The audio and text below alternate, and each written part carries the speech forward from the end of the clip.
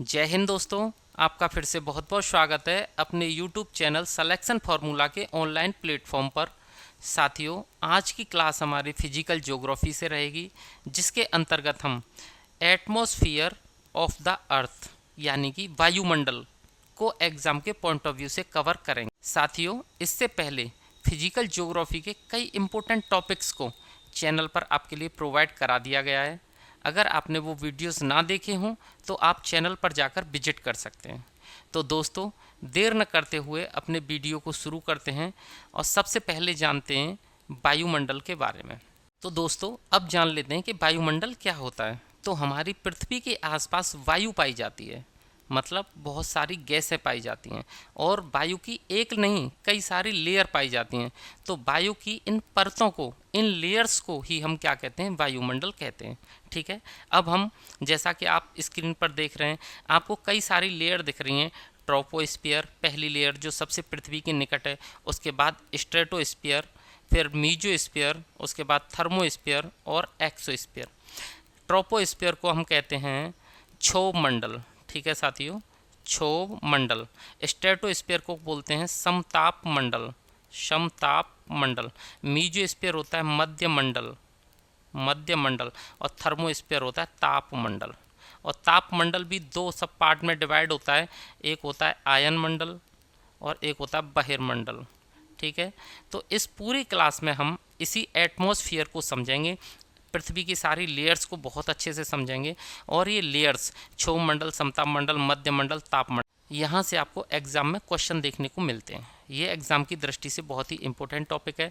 और साथियों, जो गैसें होती हैं, गैसों की मात्रा, ऑक्सीजन वायुमंडल में कितनी पाई जाती है, कार्बन डाइऑक्साइड कितनी पाई जाती है, आर्गन कितनी पाई जाती है और नाइट्रोजन कितनी पाई जाती है, यहाँ से भी एग्ज़ाम में आपको क्वेश्चन मिलते हैं।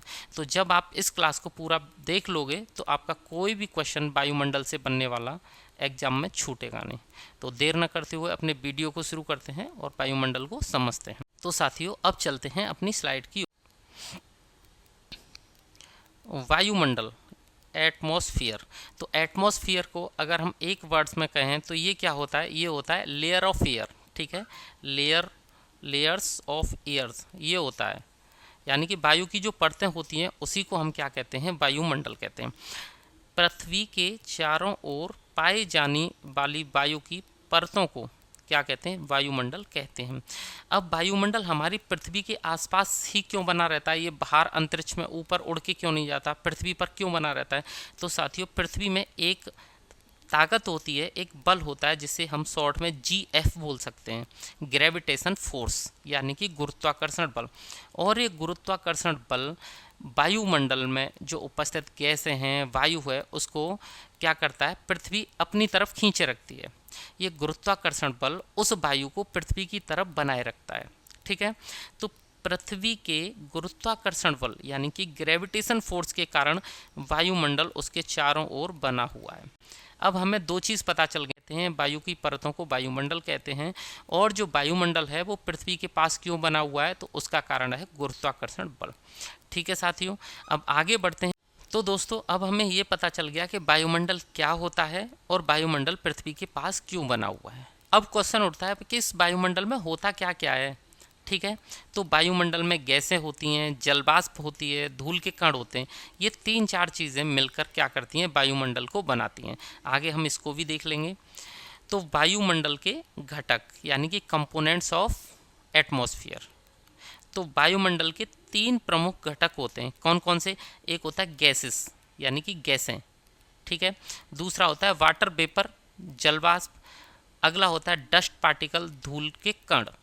ठीक है, और ये तीनों मिलके क्या बनाते हैं, ये तीनों मिलके एक चीज़ का निर्माण करते हैं जिसे हम कहते हैं एटमॉस्फेयर। ठीक है, तो बोल सकते हैं कि गैसें, जलवाष्प और धूल के कण, ये तीनों चीज़ें मिलके क्या बनाती हैं, वायुमंडल को बनाती हैं।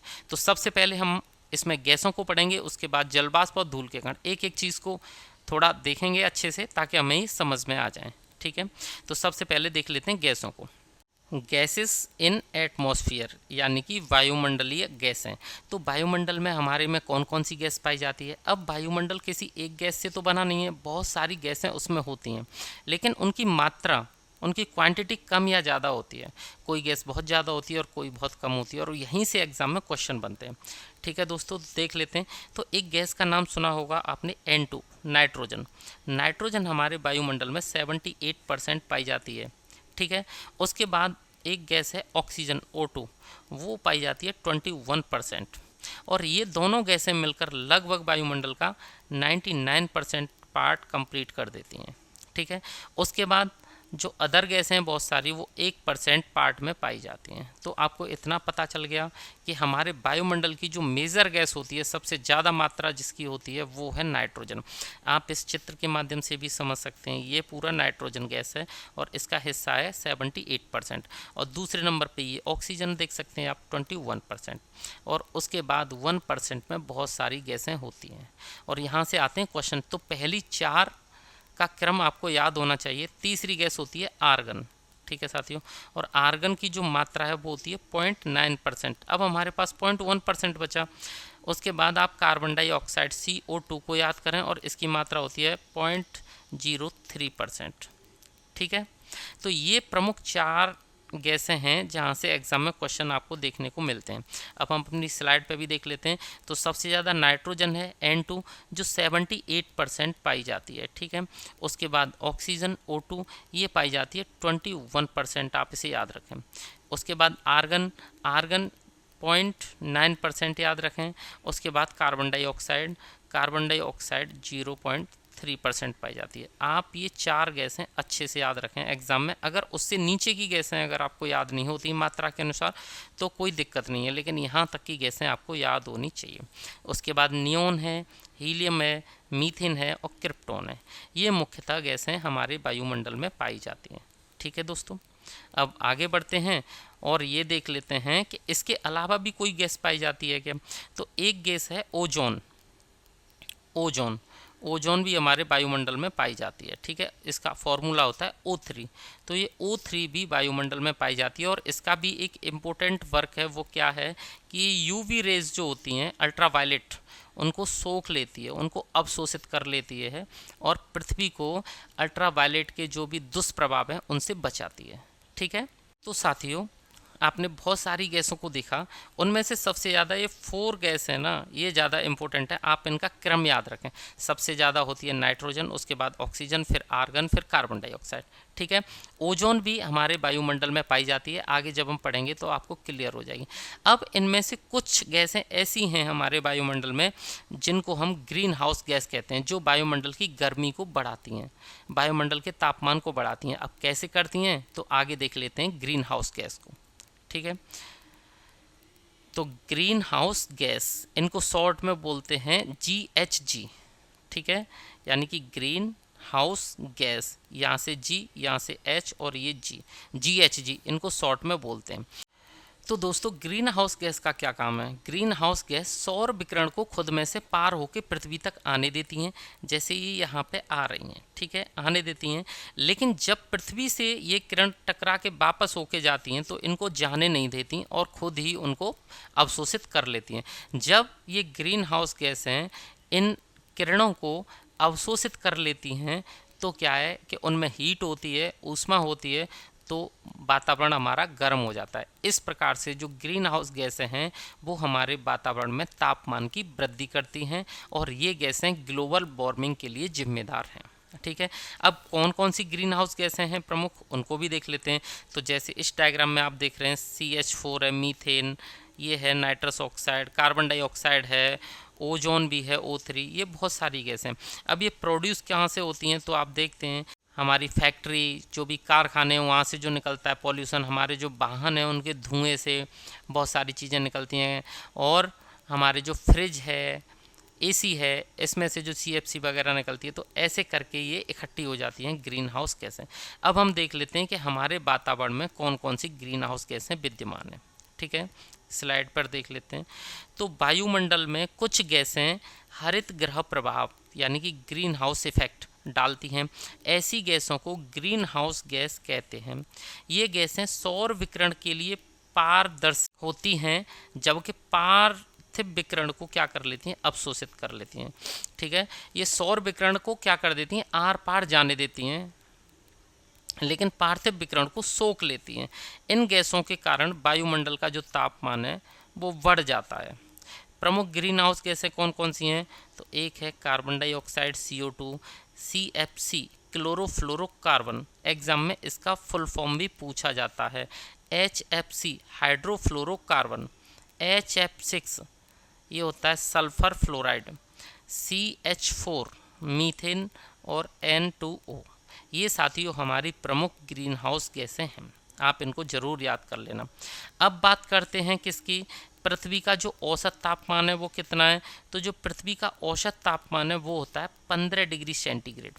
लेकिन जब से ये गैसें हमारे वातावरण में विद्यमान हैं और जब से इनकी मात्रा बढ़ती जा रही है, अब बात आती है ये गैसें हमारे वातावरण में कब से विद्यमान है? तो ये गैसें तो हमारे वातावरण में बहुत लंबे समय से विद्यमान है और ये गैसें क्या करती हैं कि पृथ्वी को, हमारे वातावरण को गर्म बनाए रखती हैं। अगर ग्रीन हाउस, अब बात करते हैं ये जो GHG हैं ग्रीन हाउस गैसें हैं, ये पूर्णतः उपयोगी हैं अनुपयोगी हैं? तो ये हमारे लिए उपयोगी भी हैं। उपयोगी कैसे हैं कि हमारी जो पृथ्वी है उसका टेम्परेचर रहता है साथियों, जो औसत टेम्परेचर है वो 15 डिग्री C है। अगर ये गैसें नहीं होती तो सूरज से प्रकाश आता और पृथ्वी पर टकरा के पुनः वापस चला जाता, यानी कि जो सौर विकिरण है वो टकराती पृथ्वी पर वापस चली जाती, तो उनकी बिल्कुल हीट पृथ्वी पर नहीं होती और पृथ्वी बहुत ही ठंडी हो सकती थी। ठीक है, बहुत ही क्या हो जाती? ठंडी हो जाती। लेकिन ये GHG क्या करती हैं? हीट को अवशोषित कर लेती हैं, तो पृथ्वी का टेम्परेचर इतना बनाए रखती हैं।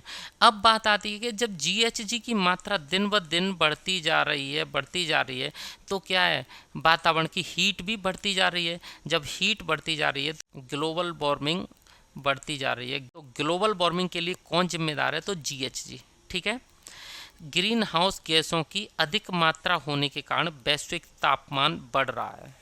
ग्लोबल वार्मिंग के लिए यही जिम्मेदार है। अगर इनकी मात्रा संतुलित हो GHG की तो ग्लोबल वार्मिंग भी नहीं होगी। ग्लोबल वार्मिंग भविष्य के लिए, पूरे विश्व के लिए एक बड़ा खतरे का संकेत है।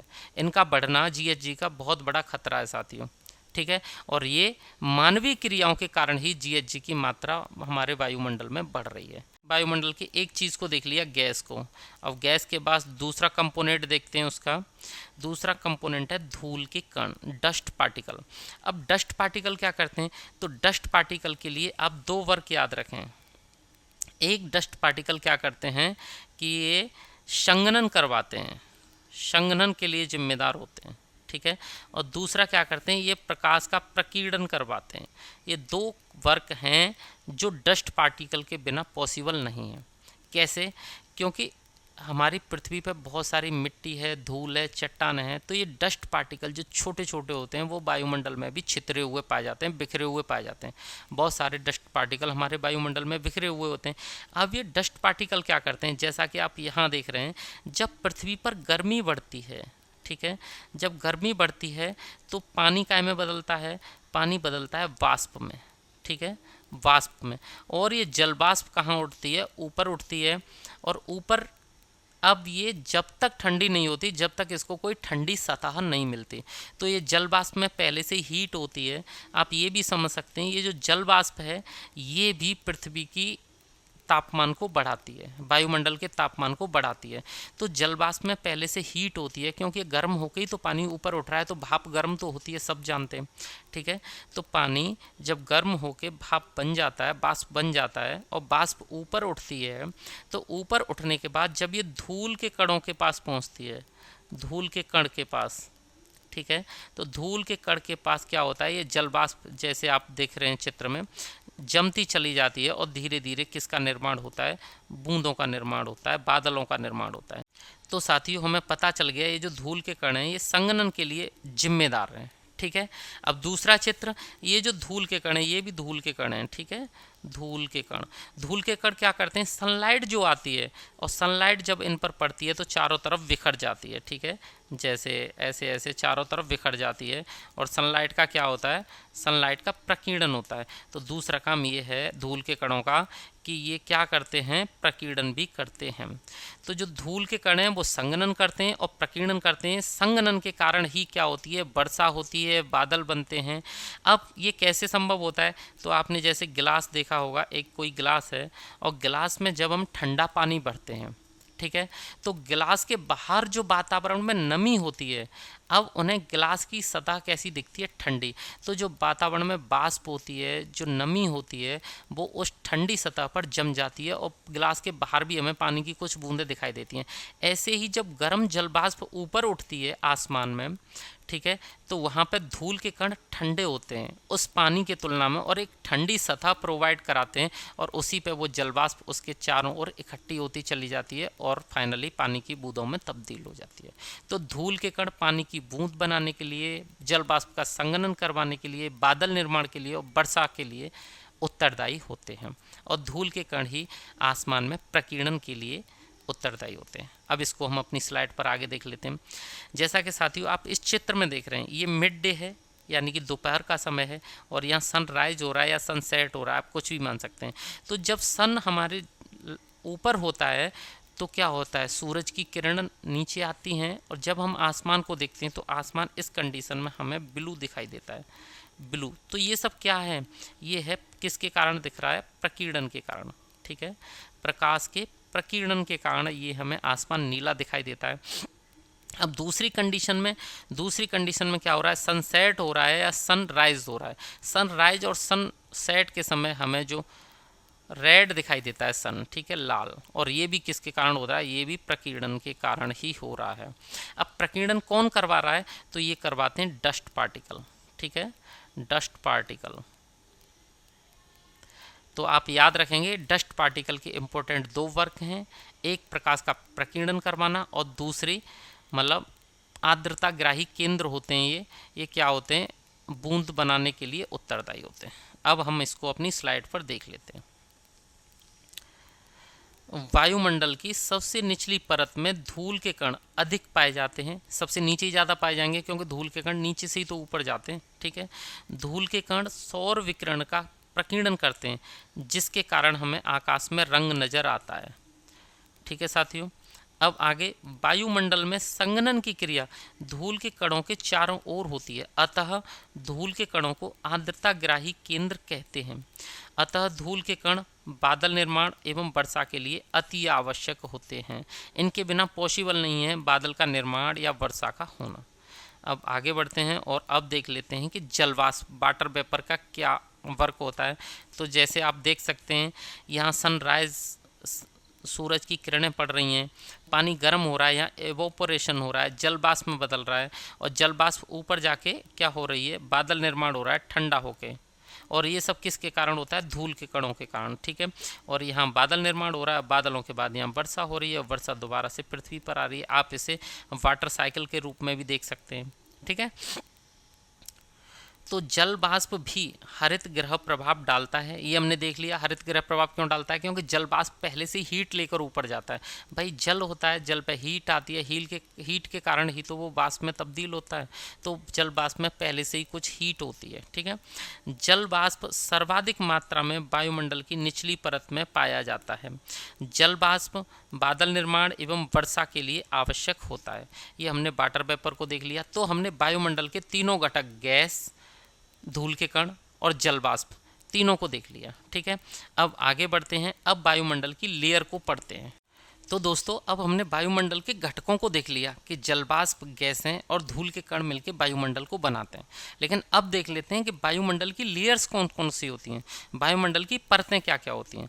तो वायुमंडल की परतें, अब वायुमंडल की परतें कितनी होती हैं, तो वायुमंडल की जो प्रमुख परतें हैं वो 4 होती हैं, लेकिन चौथी जो परत है दो भागों में उसे बांट सकते हैं। जैसे पहली परत होती है ट्रोपोस्फीयर यानी कि क्षोभ मंडल, दूसरी स्ट्रेटोस्फीयर, इसे बोलते हैं समताप मंडल, फिर होती है मीजोस्फीयर, इसे बोलते हैं मध्य मंडल, एक होती है थर्मोस्फीयर, ताप मंडल। लेकिन ये जो ताप मंडल है इसे 2 भागों में बांट देते हैं, एक होती है आयनोस्फीयर, आयन मंडल, और एक होती है एक्सोस्फीयर, बाहर मंडल, ठीक है साथियों। तो ये मुख्यतः वायुमंडल की परतें होती हैं। अब हम एक एक करके इन परतों को डीप से पढ़ेंगे। सबसे पहले पढ़ेंगे हम क्षोभ मंडल को, ठीक है, आगे बढ़ते हैं और इसे समझ लेते हैं। तो क्षोभ मंडल में आप ये देख लीजिए कि क्या होता है क्षोभ मंडल में। तो दोस्तों यहाँ आपको एक ग्राफ दिख रहा है, तो यहाँ ग्राफ में मैं आपको बता दूँ, यहाँ तक ये क्षोभ मंडल आपको दिख रहा है, उसके बाद ये स्ट्रेटोस्फीयर, और उसके बाद ये मीजोस्फीयर, और उसके बाद ये थर्मोस्फीयर। ठीक है, हम थोड़ी देर के लिए इसे हटा देते हैं और शुरू से देखते हैं। तो ये इस ग्राफ में एक साइड को आपको इस वाली साइड पे किलोमीटर दिख रहे हैं कि कौन सी परत कितने किलोमीटर तक पाई जाती है, और दूसरी तरफ इधर टेम्परेचर दिया गया है। और इधर क्या है साथियों, टेम्परेचर है 20, और इधर आया तो 0, यहाँ 0 है, इधर जाएंगे तो प्लस में चलेगा टेम्परेचर, इधर माइनस में। ठीक है, अधिक ठंडा होता जाएगा, इधर तापमान बढ़ता जाएगा। ये है, अब हमें इसी के अकॉर्डिंग इसको पढ़ना है। ठीक है, मैं थोड़ी देर के लिए इसको भी हटा देता हूँ ताकि आपको अच्छे से समझ में आ जाएगा। अब हम ये देखते हैं, सबसे पहले जो ट्रोपोस्फीयर है, ट्रोपोस्फीयर ये वाला, इसको पढ़ते हैं। तो जो ट्रोपोस्फीयर है, इसमें क्या होता है, मान लीजिए हमारी ये अर्थ है, पृथ्वी, और पृथ्वी पे बीच में एक लाइन होती है जिसे बोलते हैं हम 0 डिग्री लाइन या इक्वेटर। ठीक है साथियों, विषुवत रेखा पर अगर हम बात करें किसकी, क्षोभ मंडल की, हम जो भी बात कर रहे हैं वो क्षोभ मंडल की कर रहे हैं। ठीक है, क्षोभ मंडल की, ट्रोपोस्फीयर कहाँ तक पाया जाता है, तो विषुवत रेखा पर जो क्षोभ मंडल है उसकी जो दूरी है वो पाई जाती है करीब करीब 14 किलोमीटर तक, 14 से 18 किलोमीटर तक। ठीक है, 14 से 18 किलोमीटर तक। अगर बात करें यहाँ पोल्स पे यानी कि ध्रुवों पे 90 डिग्री पे, तो 90 डिग्री पे जो इसकी दूरी है ये पाई जाती है साथियों 7 से 8 किलोमीटर तक की। ठीक है, तो ऐसे करके आप इसे समझ सकते हैं कि विषुवत रेखा पे इसकी जो ऊंचाई है वो 14 से 18 किलोमीटर तक भी होती है, और ध्रुवों पर इसकी ऊंचाई 8 किलोमीटर तक होती है। अब ऐसा क्यों होता है, ये मान लीजिए साथियों, यहाँ पे 0 डिग्री लाइन है और ये 90 डिग्री है। ठीक है, यानी कि ये विषुवत रेखा है। तो विषुवत रेखा पे क्या होता है, विषुवत रेखा पे जो हवा है वो बहुत ऊपर तक उठ जाती है और यहाँ हवा नीचे आती है। यानी कि विषुवत रेखा पर क्या होती है, बहुत ज़्यादा गर्मी होती है, धूप ज़्यादा होती है, और धूप के कारण जो हवा है वो ऊपर उठ जाती है समवहन के कारण। ठीक है, समवहन के कारण। तो समवहन के कारण जब हवा ऊपर उठ जाती है तो ये 14 से 18 किलोमीटर तक उठ सकती है। अब इधर बात करें कि यहाँ पे क्या होता है, तो यहाँ पे होता है अवतलन। क्या होता है, अवतलन। तो अवतलन के कारण हवा ठंड के, अवतलन के कारण ठंड की वजह से नीचे उतरती है, और नीचे उतरती है तो यहाँ पे मुश्किल से 8 से 10 किलोमीटर तक पाई जाती है। तो साथियों ऐसे समझ लीजिए इस चित्र को कि संवहन के कारण विषुवत रेखा पर ट्रोपोस्फीयर यानी कि क्षोभ मंडल की जो ऊंचाई है वो 14 से 18 किलोमीटर तक हो सकती है, और ध्रुवों पर ये 8 से 10 किलोमीटर तक होती है। ठीक है, ये हमने पहली चीज़ समझ ली क्षोभ मंडल को देखते हुए। अब आगे देखते हैं और क्या समझना है हमें क्षोभ मंडल के बारे में। तो क्षोभ मंडल में आप एक चीज़ ये समझ लीजिए कि मान लीजिए ये अर्थ है। ठीक है, अर्थ। अब अर्थ पे क्या होता है साथियों, अर्थ है तो अर्थ पे ये पहली परत है और इसको हम क्षोभ मंडल कह रहे हैं, क्षोभ मंडल। ठीक है, अब इस परत में क्या होगा कि इस परत में ही आपको बादल दिखते हैं जिनसे वर्षा आपको दिखती है। ठीक है, और इस परत में ही आपको जो गैस हैं उनकी सांद्रता, वायु की सांद्रता सबसे ज़्यादा पाई जाती है। जितने जितने हम ऊपर उठते चले जाएंगे तो ये जो वायु की सांद्रता है ये घटती चली जाएगी, और ऊपर जाके तो कहीं कहीं कहीं कहीं रहेगी। ठीक है, अब इसी परत में क्या होता है, सांद्रता, हम क्या देख रहे थे, वायु की सांद्रता भी अधिक होती है। इसी परत में बादल निर्माण होता है, और इसी परत में डस्ट पार्टिकल भी ज़्यादा होते हैं। डस्ट पार्टिकल, धूल के कण भी ज़्यादा होते हैं, क्योंकि ये पृथ्वी के नज़दीक है तो धूल के कण भी ज़्यादा हैं, यहाँ वायु भी ज़्यादा है और गर्मी भी ज़्यादा है। तो सारी कंडीशन ऐसी होती हैं कि यहाँ वर्षा वगैरह सब बहुत अच्छे से होती है। अब हम एक चीज़ और देखेंगे, मान लीजिए कि ये सतह है हमारी, ये है सतह, और सतह से अगर हम ऊपर जा रहे हैं और 1 किलोमीटर ऊपर जाते हैं, 1 किलोमीटर ऊपर जा रहे हैं, 1 किलोमीटर, तो जो हमारा टेम्परेचर है ना वो 6.5, 1 किलोमीटर चलने पर 6.5 डिग्री से क्या हो जाता है, कम हो जाता है 1 किलोमीटर ऊपर जाने पर। अगर हम इस दूरी को अगर हम मीटर में लें, ठीक है, तो मान लीजिए हम जा रहे हैं 165 मीटर ऊपर। ठीक है, पृथ्वी से 165 मीटर ऊपर जा रहे हैं 165 मीटर ऊपर। जब 165 मीटर ऊपर जा रहे हैं तो जो हमारा टेम्परेचर है साथियों वो 1 डिग्री सेंटीग्रेड क्या हो जाता है, कम हो जाता है। तो हमें पता है कि क्षोभ मंडल में नीचे से ऊपर जाने पर हमारा तापमान एक निश्चित पैमाने के हिसाब से निश्चित रूप से गिरता है और इसको कहते हैं हम सामान्य तापमान पतन दर। पतन हो रहा है ना, इसलिए इसको कहते हैं सामान्य तापमान पतन दर। अब हमने क्या क्या देखा इसमें, अब हम अपने डायग्राम की तरफ चलेंगे। तो जो ट्रोपोस्फीयर है वो लगभग कहाँ तक होता है, यहाँ तक होता है 10 किलोमीटर तक, लेकिन ये विषुवत रेखा पर हो सकता है 18 किलोमीटर तक और ध्रुवों पर हो सकता है 8 किलोमीटर तक। आप ऐसे मान सकते हैं कि 8 से 18 के बीच में वेरिएबल रहता है ट्रोपोस्फीयर क्षोभ मंडल। ठीक है। अब ट्रोपोस्फीयर में जब हम नीचे से ऊपर जा रहे हैं तो क्या हो रहा है, यहाँ आप देख रहे हैं तो इस जगह पे नीचे से ऊपर जाने में तापमान क्या हो रहा है, कम हो रहा है। तापमान क्या होता है, कम होता है। तापमान कम होता है और कितना कम होता है तो वो हमने यहाँ पे देख लिया है। ठीक है। जब तापमान भी कम होता है, अब जो ट्रोपोस्फीयर है यहाँ बादल, वर्षा, धूल के कण सब कुछ यहाँ ज़्यादा पाया जाता है, वर्षा भी, यहाँ सारी मौसम परिघटनाएं होती हैं। ठीक है। अब बात कर लेते हैं इसकी कि एक स्थिति ऐसी आ जाती है, एक स्थान ऐसा होता है जहाँ ट्रोपोस्फीयर खत्म होता है और स्ट्रेटोस्फीयर शुरू होता है, यानी कि जहाँ क्षोभ मंडल खत्म होता है और वहाँ से समताप मंडल शुरू होता है, तो उसको कहते हैं हम ट्रोपोपोज, यानी कि क्षोभ सीमा। ठीक है, क्षोभ सीमा। इस परत को, जो एक संक्रमण परत है समताप मंडल और क्षोभ मंडल के बीच में, जो परत दोनों मंडलों को अलग करती है, इस परत को कहते हैं हम क्षोभ सीमा। ठीक है।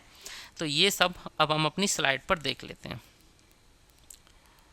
क्षोभ मंडल की ऊंचाई विषुवत रेखीय क्षेत्र में अधिक तथा ध्रुवीय क्षेत्र में कम पाई जाती है। विषुवत रेखीय क्षेत्र में वायु के संवहन के कारण क्षोभ मंडल की ऊंचाई 16 से 18 किलोमीटर तक हो जाती है, जबकि ध्रुवीय क्षेत्र में ठंडी वायु के अवतलन के कारण क्षोभ मंडल की ऊंचाई अधिकतम 8 से 10 किलोमीटर तक पाई जाती है।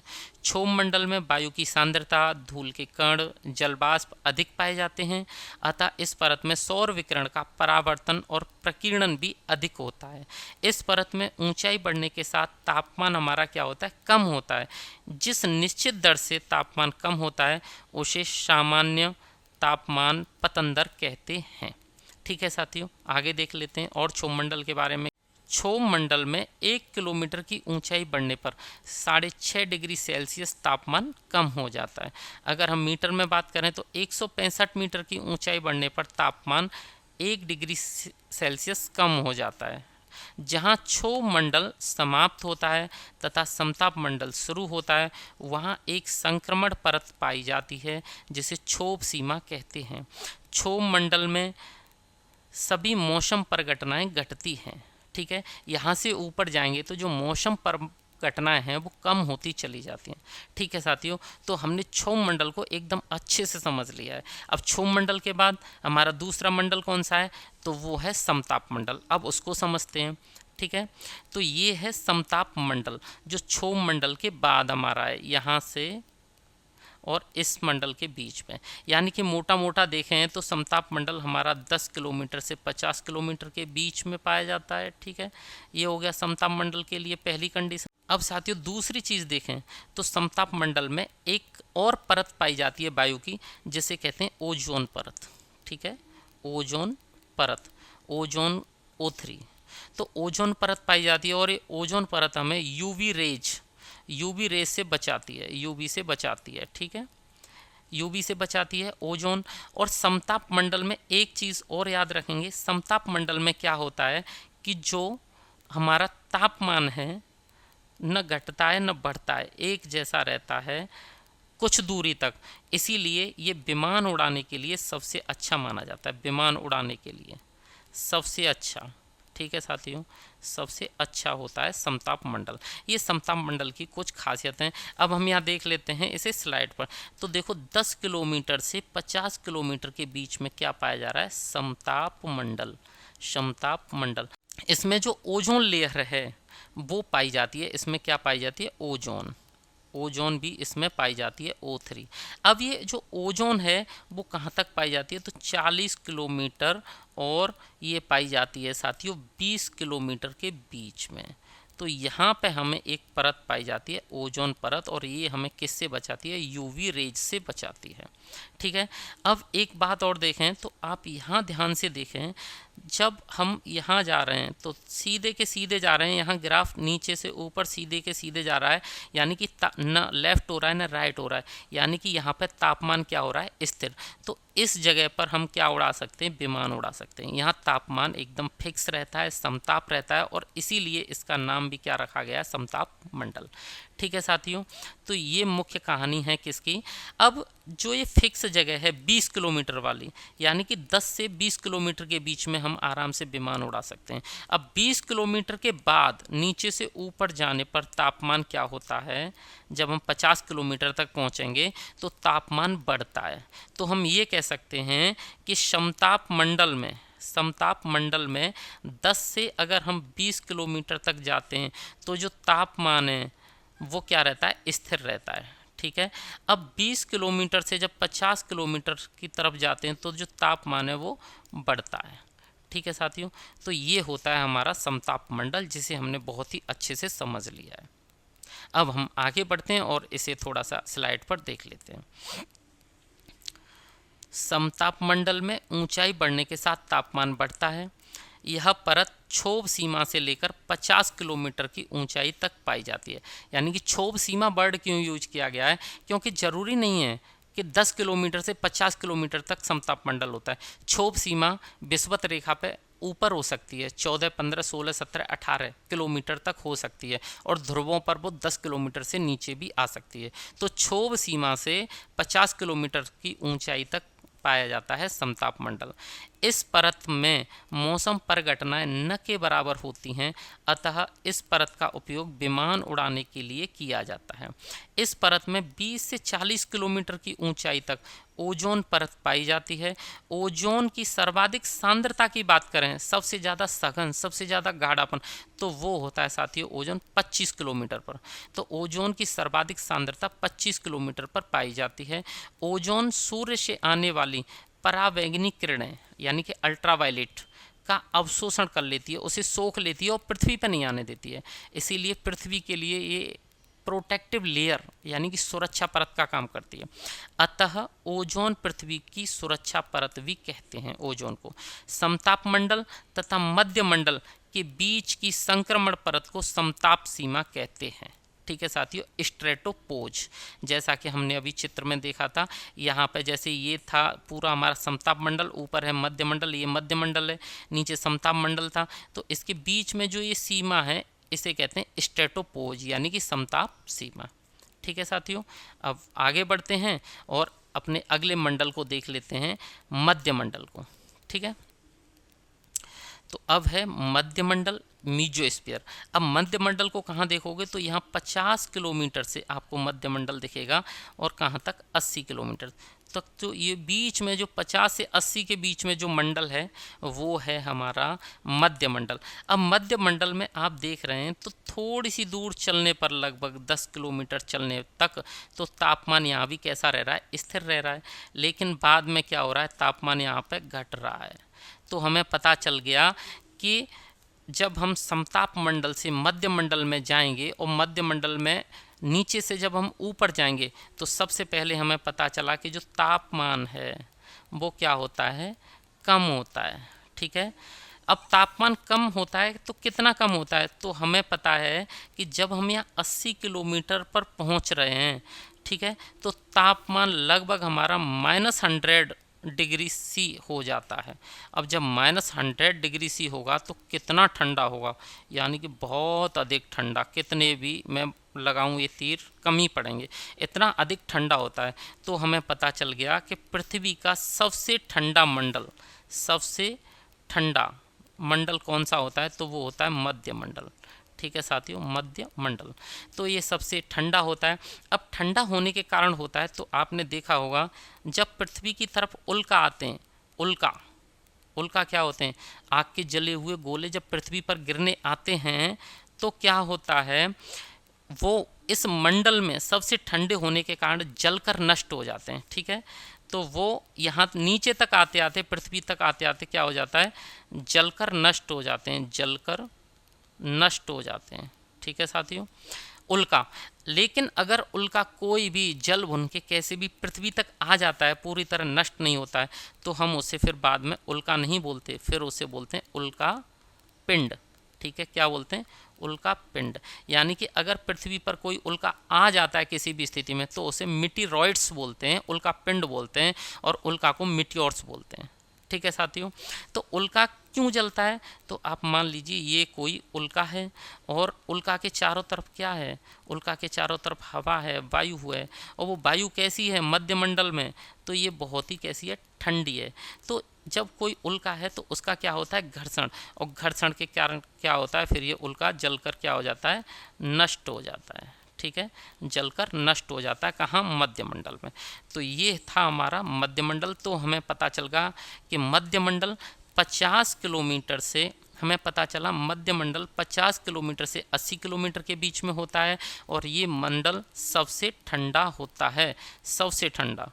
ठीक है, पृथ्वी पर ये क्वेश्चन यहाँ से बनता है, पृथ्वी की ऐसी कौन सी परत है जो सबसे ठंडी होती है, तो वो है मध्यमंडल, मीजोस्फीयर।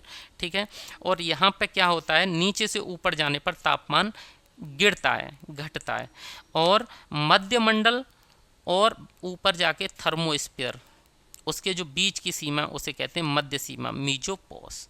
ठीक है साथियों, अब हम इसे अपनी स्लाइड पर देख लेते हैं। यह परत 50 से 80 किलोमीटर की ऊंचाई तक पाई जाती है। इस परत में ऊंचाई के साथ तापमान कम होता है। 80 किलोमीटर की ऊंचाई पर तापमान लगभग -100 हो जाता है। मध्यमंडल वायुमंडल की सबसे ठंडी परत है। इस परत में प्रवेश करने पर उल्का घर्षण के कारण जलकर नष्ट हो जाते हैं। मध्यमंडल तापमंडल के बीच एक जो संक्रमण परत पाई जाती है उसको हम मध्य सीमा कहते हैं। ठीक है साथियों, तो ये हमारा मध्यमंडल एकदम से क्लियर हो गया। अब अपने अगले मंडल की तरफ चलते हैं और वो है तापमंडल। तापमंडल यानी कि तापमंडल, थर्मोस्फीयर। अब थर्मोस्फीयर क्या होता है, देखो यहाँ 80 किलोमीटर से ऊपर ऊपर और कहाँ तक, 10,000 किलोमीटर तक, 10,000 किलोमीटर तक तापमंडल ही पाया जाता है। ठीक है, तो हमें पता चल गया ये है तापमंडल। 80 किलोमीटर से ऊपर का जो भी मंडल है वो तापमंडल पाया जाता है। लेकिन इसमें भी क्या होता है, हम इसे दो भागों में बांट देते हैं तापमंडल को भी। एक होता है बहिर्मंडल, एक्सोस्फीयर, और एक होता है साथियों आयनोस्फीयर। क्या होता है, आयनोस्फीयर, आयन मंडल, आयन मंडल और बहिर्मंडल में बांट देते हैं। लेकिन उससे पहले हम अपनी स्लाइड पर देख लेते हैं। यह परत 80 किलोमीटर से 10,000 किलोमीटर की ऊंचाई के बीच पाई जाती है। इस परत में ऊंचाई के साथ तापमान बढ़ता है। इस परत को दो भागों में विभाजित किया जाता है, आयन मंडल, बहिर्मंडल। सबसे पहले हम आयन मंडल को देखेंगे, उसके बाद नंबर 2 पे बहिर्मंडल को देखेंगे। तो साथियों अब आगे बढ़ते हैं और आयन मंडल यानी कि आयनोस्फीयर को समझ लेते हैं। तो साथियों सबसे पहले देख लेते हैं आयन मंडल के बारे में कि आयनोस्फीयर क्या होता है, आयन मंडल क्या है। तो आयन मंडल में क्या होता है, हमें यहाँ पे आयन देखने को मिलते हैं। आयन मतलब प्लस और माइनस वाली जो पार्टिकल हैं वो देखने को मिलते हैं। ठीक है, चार्ज पार्टिकल, आवेशित कण, आवेशित कणों को ही तो हम आयन कहते हैं। तो हमें यहाँ पे आवेशित कण देखने को मिलते हैं। सबसे पहले तो ये समझना है। अब होता क्या है, दूसरा इसका काम क्या है, मान लीजिए ये पृथ्वी है, ठीक है, ये है पृथ्वी, और पृथ्वी के ऊपर ये मान लीजिए आयन मंडल है हमारा, आयन मंडल। अब ये मंडल क्या काम करता है, तो इस मंडल का एक काम है, जैसे मान लीजिए ये कोई टावर है, ठीक है, ये क्या है, कोई टावर है, और ये कोई दूसरा टावर है।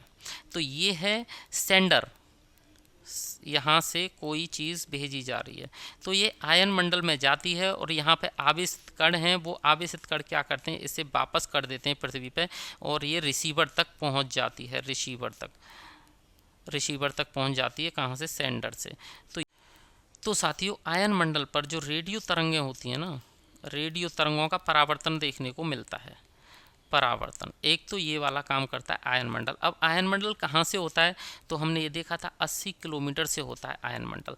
तो आयन मंडल, एक तो ये रेडियो वेव आप देख रहे हैं, ये जाती हैं आयन मंडल में और टकराकर वापस आ जाती हैं। क्यों? क्योंकि यहाँ पहले से ही आयन होते हैं और वो आयन यही काम करते हैं, जो चार्ज कण होते हैं ना, आवेशित कण होते हैं, वो इन रेडियो तरंगों को वापस रिफ्लेक्ट कर देते हैं और इसी प्रकार से हमें सिग्नल मिलता है। ठीक है। और ये जो वो है एक 80 किलोमीटर से पाया जाता है आयन मंडल और 640 किलोमीटर तक पाया जाता है। तो पहला काम रेडियो वेव्स का है। अब दूसरा काम क्या है, ये जो लाइट दिख रही है आपको, जिसे आपने सुना होगा अरोरा वगैरह, कभी सुना है, या ध्रुवीय प्रकाश या अरोरा जिसे कहते हैं ध्रुवीय प्रकाश, एक ही ये कार्य करती हैं, ध्रुवीय प्रकाश। अब ये कैसे होता है, तो अगली स्लाइड में अब देख लेते हैं साथियों कि ध्रुवीय प्रकाश क्या है। ठीक है। तो ध्रुवीय प्रकाश को समझने के लिए बस आप ऐसा समझेंगे कि मान लीजिए हमारा ये सन है, सन, ठीक है, और सन से क्या हो रहा है, तो सन से तो किरणें आएंगी, ये सन से किरणें आ रही हैं, और यहाँ पे हमारी क्या है, अर्थ है, ये हमारी पृथ्वी है, और पृथ्वी पे ये क्या है, नॉर्थ पोल, और ये है साउथ पोल। तो नॉर्थ पोल और साउथ पोल पर ही क्या होता है, तो साथियों जितने भी चार्ज पार्टिकल निकलते हैं ना, वो कहाँ आ जाते हैं, सीधा पोल्स पर ही आते हैं। ठीक है, पोल्स पर ही आते हैं। मैं दोनों तरह के पार्टिकल्स बना देता हूँ, ऐसे ही नीचे भी आएंगे, नीचे भी ऐसे ही आएंगे। तो ये जो चार्ज पार्टिकल्स हैं ये पोल्स पर ही आते हैं, और पोल्स पर हमारी पृथ्वी के पहले से ही मैग्नेटिक पोल्स, जो नॉर्थ पोल्स और साउथ पोल्स का मतलब क्या है, यहाँ आयन पहले से ही होते हैं। तो ये जो सूरज से चार्ज पार्टिकल आते हैं ये पहले से ही नॉर्थ पोल्स और साउथ पोल्स पर ही आते हैं, क्योंकि यहाँ पर भी मैग्नेटिक फील्ड होता है पूरी तरह से, इसीलिए यहाँ आते हैं। और आके क्या होता है, जब दोनों सूरज के और पृथ्वी के जब आवेशित कण आपस में मिलते हैं तो यहाँ एक प्रकाश उत्पन्न होता है, ये वाला, जिसे हम कहते हैं ध्रुवीय प्रकाश। ठीक है साथियों, ध्रुवीय प्रकाश। तो ध्रुवीय प्रकाश किसके कारण बनता है, तो आवेशित कणों के कारण होता है, और ये आयन मंडल में होता है आयनों के कारण। ठीक है साथियों, तो ये दो काम याद रखेंगे आप, एक सिग्नल वाला, रेडियो वेव्स वाला ये वाला, और दूसरा आयन मंडल में ध्रुवीय प्रकाश वाला। ये दोनों काम आयन मंडल में होते हैं और एग्जाम की दृष्टि से इम्पोर्टेंट है। आता है वायुमंडल की ऐसी कौन सी परत है जहाँ से रेडियो वेव परावर्तित होती हैं, तो वो है आयन मंडल। अब साथियों ये जो ध्रुवीय प्रकाश है, अगर ये नॉर्थ पोल पर बन रहा है तो इसे बोलते हैं अरोरा बोरियोलिस, अरोरा बोरियोलिस। ठीक है, अरोरा मीन्स प्रकाश। अब अगर यही नीचे बन रहा है साउथ पोल पे, तो साउथ मतलब ऑस्ट्रेलिस बोलते हैं इसे, अरोरा ऑस्ट्रेलिस। ठीक है, तो ये क्वेश्चन अरोरा बोरियोलिस और ऑस्ट्रेलिस से भी एग्जामों में पूछा जाता है। अब हम इसे अपनी स्लाइड पर देख लेते हैं। आयन मंडल, आयनोस्फीयर। तो इस परत में आवेशित कण पाए जाते हैं जिन्हें आयन कहते हैं। यह परत रेडियो तरंगों का परावर्तन करती है, अतः इसका उपयोग दूर संचार सेवाओं के लिए किया जाता है। सूर्य से आने वाले आवेशित कण इस परत में पाए जाने वाले आवेशित कणों के साथ ध्रुवीय क्षेत्र के ऊपर क्रिया करते हैं, और इस क्रिया के कारण ध्रुवीय क्षेत्र के ऊपर रंग बिरंगे प्रकाश का निर्माण होता है, जिसे ध्रुवीय प्रकाश या अरोरा कहा जाता है। ये आपको एकदम अच्छे से समझ आ गया होगा। अब इस प्रकाश को नॉर्थ में और साउथ में क्या कहते हैं वो भी देख लेते हैं। उत्तरी ध्रुव के प्रकाश को अरोरा बोरियोलिस तथा दक्षिणी ध्रुव के प्रकाश को अरोरा ऑस्ट्रेलिस कहा जाता है।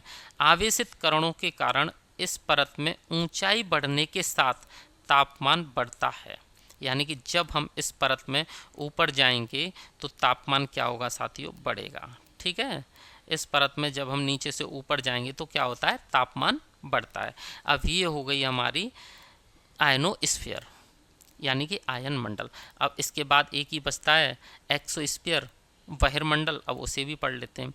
तो साथियों जब हम बहिर्मंडल को देखेंगे तो हम क्या देखते हैं, बहिर्मंडल में आपको एक चीज़ ध्यान रखनी है कि जैसे जैसे हम ऊपर बढ़ते जाते हैं तो गैसों की मात्रा जहाँ तहाँ मिलती है, और धीरे धीरे ऐसी स्थिति मिलती है कि वो अंतरिक्ष में क्या हो जाती हैं, विलीन हो जाती हैं। कोई भी गैस नहीं मिलती है और हमारा जो वायुमंडल है वो अंतरिक्ष में विलीन हो जाता है। कितने किलोमीटर पर, 10,000 किलोमीटर पर। तो ये पाया जाता है कि लगभग वैसे तो जो 1,000 किलोमीटर के आसपास ही क्या होता है, गैसों की मात्रा बहुत ही कम हो जाती है, मात्रा बहुत कम हो जाती है, कम हो जाती है। लेकिन फिर भी 10,000 किलोमीटर तक जहाँ तहाँ गैसें देखने को मिलती हैं, गैसें मिल जाती हैं देखने को, ठीक है। तो अब क्या होता है, जो बहिर्मंडल है इसमें ज़्यादा कुछ नहीं होता, इसमें गैसों की मात्रा अत्यंत कम हो जाती है। गैसों की मात्रा आप ये समझ लीजिए क्या हो जाती है, कम हो जाती है। और 10,000 किलोमीटर पर क्या होता है, हमारा जो वायुमंडल है वो अंतरिक्ष में विलीन हो जाता है, अंतरिक्ष में विलीन हो जाता है। और ये जो बहिर्मंडल है ये सबसे ज़्यादा कैसा होता है, गर्म होता है, सर्वाधिक, ठीक है। तो ये कुछ बहिर्मंडल के बारे में कुछ बात थी। अब आगे बढ़ते हैं, इसको अपनी स्लाइड पर और देख लेते हैं, ठीक है साथियों। बहिर्मंडल एक्सोस्फीयर, इस परत में वायु की सांद्रता बहुत कम पाई जाती है। इस परत में ऊंचाई के साथ तापमान बढ़ता चला जाता है। अंत में वायुमंडल अंतरिक्ष में विलीन हो जाता है। यह परत सबसे ज़्यादा गर्म होती है, ठीक है साथियों। तो दोस्तों, आपने आज वायुमंडल यानी कि एटमॉस्फेयर ऑफ अर्थ को बहुत ही डिटेल से और बहुत ही अच्छे से पढ़ा है। अगर आप इस वीडियो को पूरा देखते हैं तो एग्ज़ाम में इस टॉपिक से बनने वाला कोई भी क्वेश्चन आपसे मिस नहीं होगा। तो दोस्तों, अगर आपको ये कंटेंट पसंद आता है तो वीडियो को लाइक करें, शेयर करें और चैनल को सब्सक्राइब करें। वीडियो देखने के लिए धन्यवाद।